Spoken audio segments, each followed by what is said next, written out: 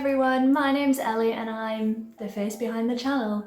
I decided to do something a little bit different with this video today and make it more like a crochet with me type of video instead of a standard tutorial, because I had, as I'm sure you all have, seen the picture of the infamous Taylor Swift crochet dress and I really wanted to try it. I've never made a dress before, so I thought it'd be interesting to bring you along on this journey. I'll kind of explain what I'm doing as I go through it so that you can maybe follow the process if you're wanting to try it out as well, but I'm not following a strict pattern or creating my own as such. I'm just kind of doing it made to measure, kind of freehand, I guess you could say. So I've been wanting to try the Lion brand Feels Like Butter yarn for a while now, so I thought now would be the perfect time to try it out because feels really soft. This is not sponsored, by the way. So yeah, I got white, a nice pale yellow and a seafoamy blue kind of colour. I didn't go for the traditional colours that she has in her dress because I wanted to try something a little bit different. And yeah, I really like the feel and the colours of this yarn. But yeah, I got 5 white and then 3 of each of the yellow and blue. I also got 1 ball of mint green. I don't know if I'll maybe do kind of a border around the neckline and the hem and the sleeves maybe. I'm not sure yet. I just got it because it would get me some free shipping. So I've made a little gauge swatch here, just a standard granny cluster rose, and I used a 4.5mm hook for that, just for a very slightly looser feel to the stitches. And this is, I believe, 10 clusters in a row and it's about 9 inches. And the way the dress is, it's kind of vertically worked rather than horizontally. So I did this as a guide so that I know about how many to do my starting chain for. I've measured from about my collar to whereabouts I want the dress to finish. So I'll use this as a guide measurement, and I can always add more on if I want it a bit longer. Yeah, so I'll insert a little clip of how I do the granny cluster rows, so if you do want to have a go, you know how to do it. If you don't know how to do the individual stitches, I'll link the tutorials down below in the description. So you want to start off with a chain number that's divisible by 3, and then you're going to add 2, and that chain 2 is going to count as your first double crochet, and then we're going to do 2 more in the 3rd chain from the hook, which makes your first granny cluster. Chain 1 for the space and then skip 1, 2 and into the 3rd one. So that's why you need a multiple of 3. And yeah, you just carry on to the end of the chain, making granny clusters with 2 chain spaces in between. So here's my first row, and then to finish it off in the last stitch, so I've got 2 stitches left here, I'm going to place just 1 double crochet. There we are. So to start a new row, we're going to chain 2, turn our work, and then in this first gap we're going to do our granny cluster. So as before, my chain 2 is going to count as my first double crochet.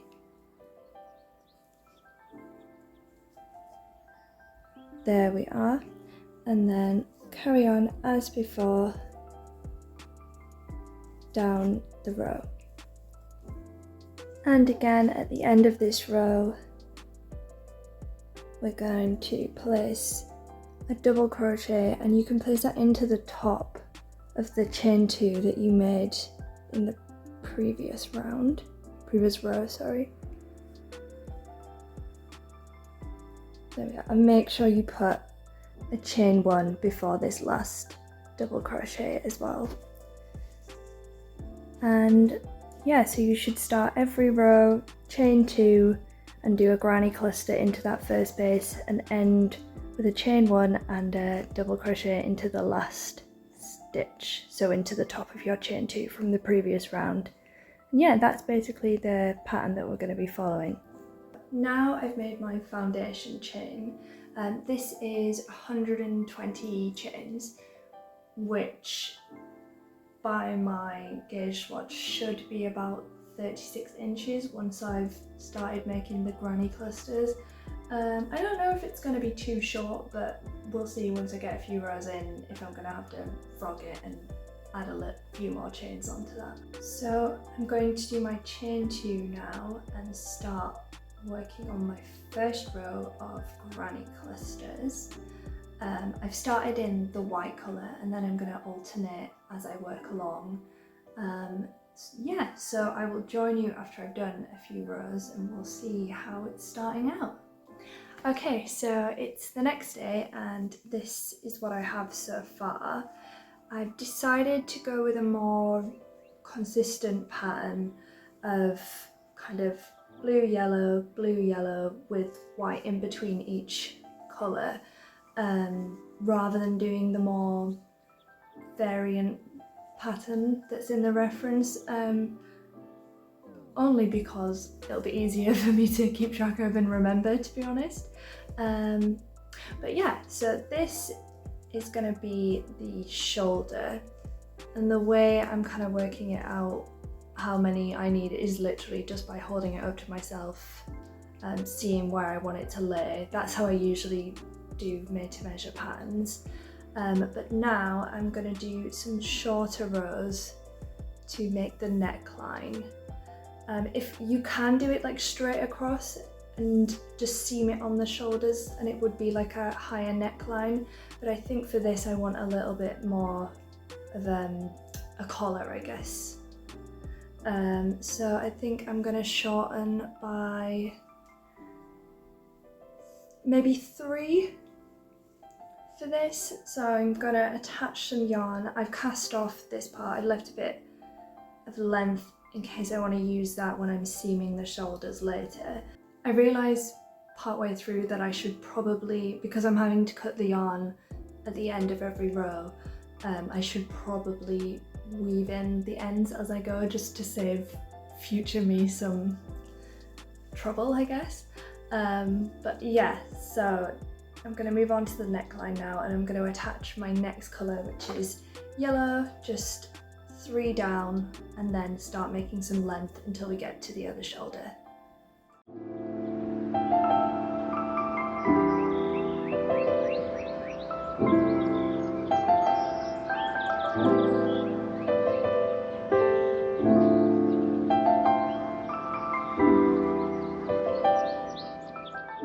Okay, so I have gone across the neckline now.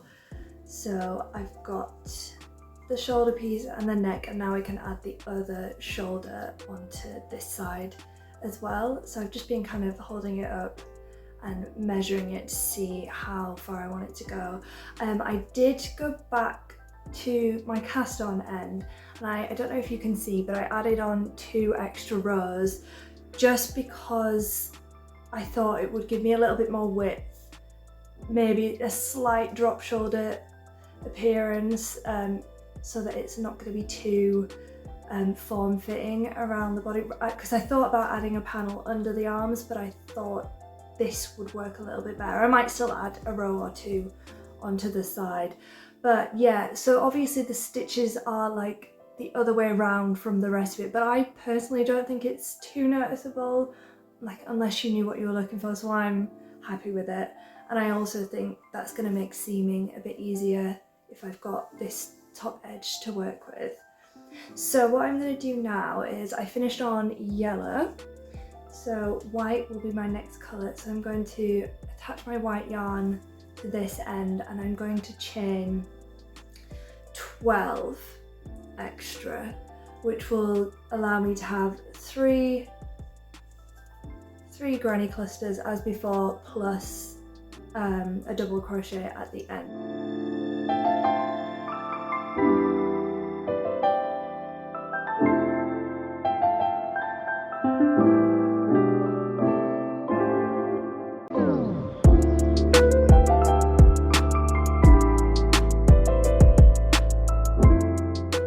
So as you can see, I've added my 3 granny clusters, and here's my chain at the end that acts as my double crochet, and then I've got just carried on onto the row as before. So this will be my second shoulder. I will come back to you once I have added the length as before, including the 2 extra rows that I did.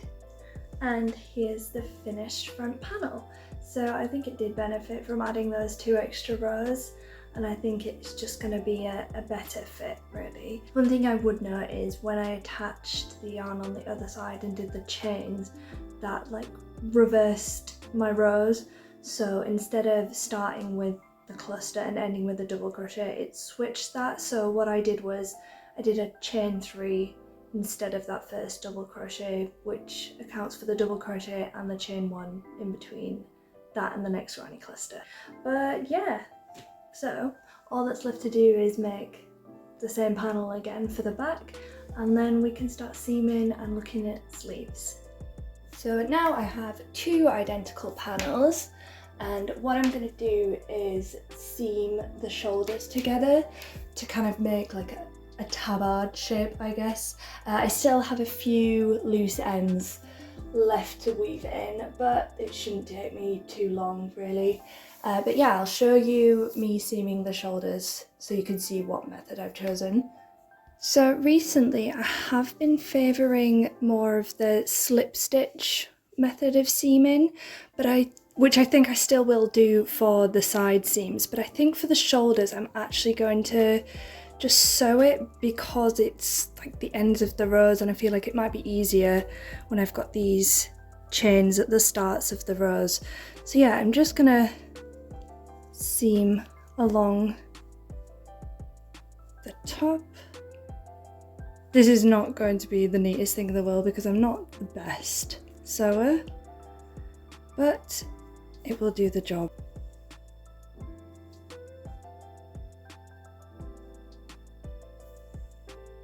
Now that I've seamed the shoulders, I'm just gonna flip it inside out, or the right way around. Because it's granny rows, there's not like a right and wrong side like there are sometimes when you're making clothing, because it looks the same on both sides, but this is more just to hide the seam a bit. So now I'm going to try it on over my shoulders so I can see where I want the armholes to lay and if I need to add any extra to each side. So I've tried on the piece now. I quite like the width and where it's sitting. I think it's going to end up quite a bit longer than I expected, but I'd rather it be too long than too short personally. So what I'm going to do now is mark under the arm with a stitch marker. This is how I like to fit any clothing that I make, just to make sure that I'm not just randomly placing the arms and then it ends up too tight or too loose. So I place my stitch marker now. If you ever do try this method when you're making clothes, you can also use a safety pin. And what I'm going to do is I will use that as a guide, and then once I've taken this off, I'll make sure it's even on both sides and go across and add one to the other side too. So I've made sure that I've got 10 granny clusters in white on each side so that the sleeves will be even, and I'll do the same on the other side. One thing I have decided to add on actually is on one side I'm going to add a row of blue starting under the armhole, just to give a little break between the two white sides so that the design looks like it flows all the way around rather than finishes at the side seams. And I will do the same on the other side as well. But yeah, I've just started where my stitch marker was. I'm going to work it all the way down to the bottom. So to seam the sides, I've kept my blue yarn attached. So I've been making one slip stitch into the top of each of the 3 double crochets that make up the granny clusters through both sides, and then one through the chain space. So I'll just show that here. So we've got hook through one side, other side, yarn through, pull through to make a slip stitch. Repeat that in the other 2 double crochets.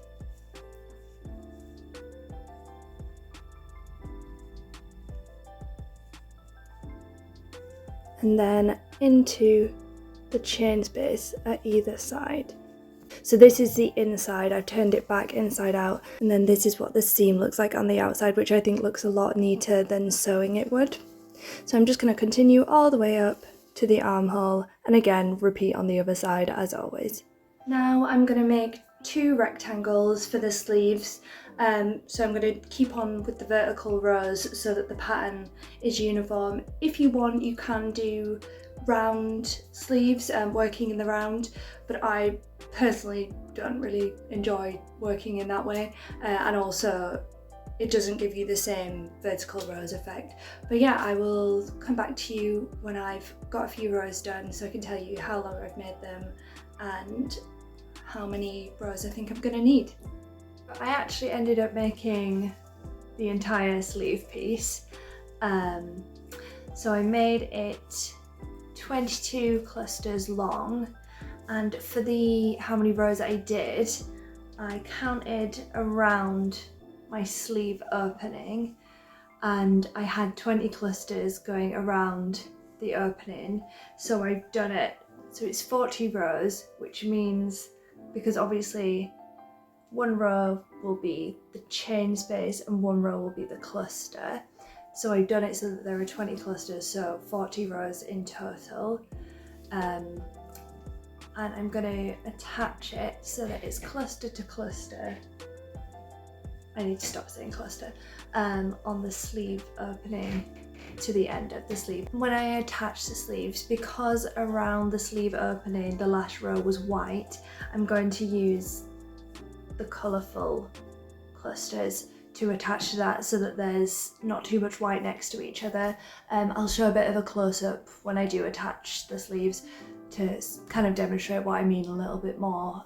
And yeah, I'll check in with you once we're made the other sleeve, 22 clusters, 40 rows, and we'll see how we get on with attaching the sleeves.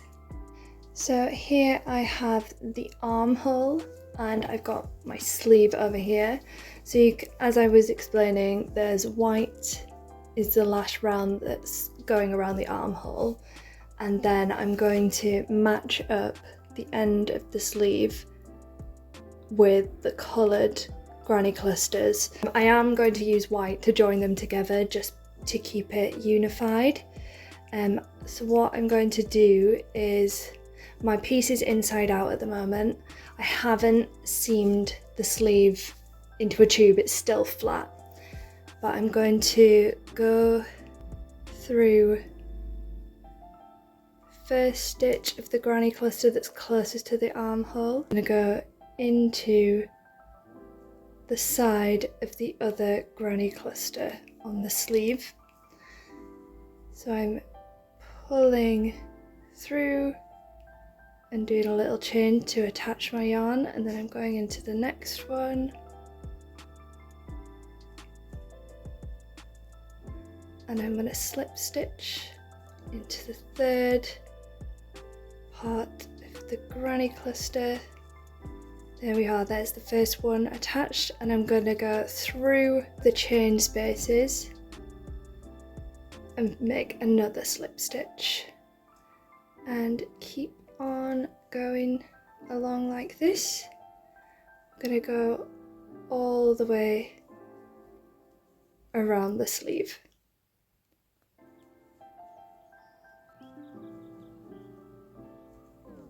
So here is how the sleeve looks so far.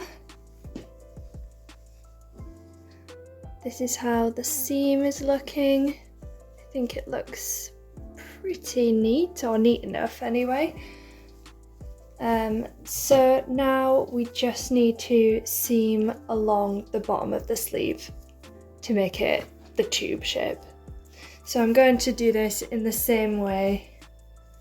This time, because of how my stitches have lined up, I'm going through the chain and into the cluster on the other side.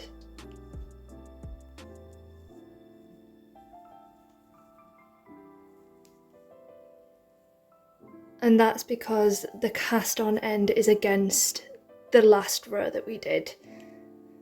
So I'll go into the bottom of the granny cluster from the cast on,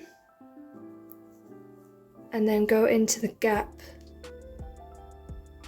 on the other side. And then we'll be going 3 times through the same gap as we go into the cluster on the other side, into the top of each stitch. There we are. And then into the bottom of the granny cluster and through the gap on the other side. We're just going to go all the way down to the end of the sleeve.